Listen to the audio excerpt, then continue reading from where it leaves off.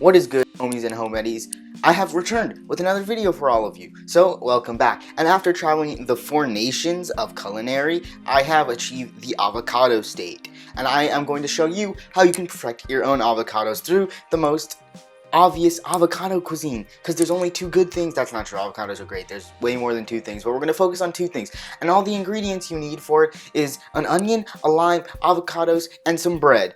Not white bread, unless you're unseasoned. Please, white bread is nasty. Like, it is terrible, it is just not good. And now, to appease every Californian in the world, we're going to start with avocado toast. Preferably get a pretty large avocado, definitely on the larger than a rock, but smaller than like a very small pineapple. Man, I had no analogy for that. I'm not even gonna lie to you. Anyway, cut it kind of good. That was pretty not bad. Take out the pit like so, and you are all set. And look at that beautiful avocado. Now, I have no idea how to actually tell, and also, never forget to compost. Composting is always good, and get a compost bin for yourself if you don't have one. Recycling, compost, all of that. Save the planet, right guys? The next logical step in avocado toast is to prepare your toast. Crazy, I know, right? And don't even lie to me and tell me that toss wasn't hella satisfying. Not the second part, but that first part was clean, bruh. And then crank up the setting to the proper, toast setting, and then toast it. Next, to prepare your avocado, start peeling off the peel. Pretty self-explanatory there, I think, but do it very carefully, because it can actually be pretty hard and you can end up tearing off some of the avocado delicious flesh. And don't forget to compost, because again, compost and recycling. PSA for the earth today. Now, you'll notice my avocados are mysteriously and magically cut. It's not because I got someone else to do it, it's because I forgot to film it, because I'm like, very stupid, but I thought that'd be clear by now, so I hope you'll excuse it. Anyway, moving on, look at those cuts. Those are nice cuts, and obviously I have no proof that it was me, but it was me, and you should appreciate it. Also, always wipe down your cutting board. Next, you're gonna prepare your bread, because, avocado toast, part of it is the toast, and look at that. Get it ready, put on your avocado, and you're almost ready to serve. However, there is one last secret thing. However, you should remember before you tell anyone your amazing secrets to do a nice little knife push and show everyone your beautiful cuts, because damn, that is actually very satisfying and nice to look at. However, the time has come for me to tell you my teachings from the 4 culinary nations, where I learned to be the avocado state. That didn't make sense. Anyway, it is in fact Szechuan salt, which you might be asking what is that. It's kind of what it sounds like. It's Szechuan peppercorns ground with salt. Crazy wild. Flaky salt to be exact, and if you don't have it in your house, get it. It's essential. It's one of the 5 food groups with like sriracha, cheese, and Szechuan peppercorns.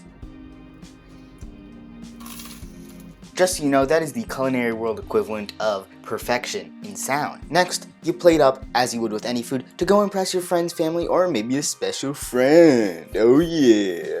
And more importantly, don't forget to always clean, because that's always important. But before we finish up, there's one thing you should know. There's about a dozen ways to ruin avocado toast. Primarily, mashing your avocados. Nasty. Adding an egg. I love eggs, man. They don't belong in there. Sriracha. I literally said sriracha was one of its own food groups, but it never belongs in avocado toast. Please don't. Other than that, there isn't many other ways you can fail besides, mashing your avocados. Never do it. It's like you're just putting guacamole on toast. Now then, it's time to tackle the ever-loved avocado guacamole. Not that there's any type of non-avocado guacamole unless you're high on something, but whatever. And people talk about the perfect recipes, but this is the only one that you should ever do, because you only need 3 ingredients, and what's better than a simple recipe with only 3 ingredients? A simple recipe with 2 ingredients. That's what.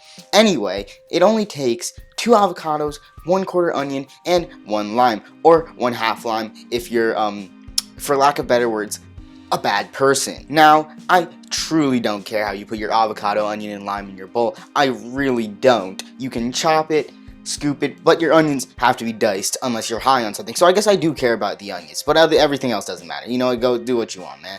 Like, it's your life. Also, chunky or smooth. You're kind of weird if you like smooth. But that's okay. Except not really. I'm silently judging you. But go for it. If you like smooth, go for it.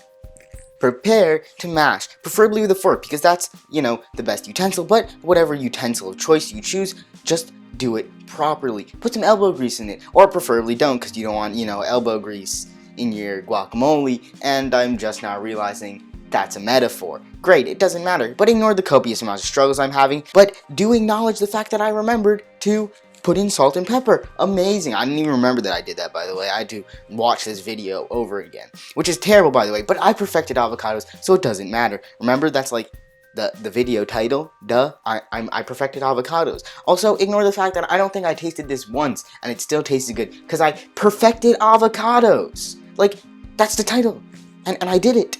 Would I lie to you? No, I am a paragon of truth, justice, and integrity, except not really. Now then, package up all your stuff because nothing should go to waste. You'll notice there's actually only half an onion in the onion bowl that I'm storing it in. That's because I really like onions, but you would probably not really like it, so I would go for a quarter.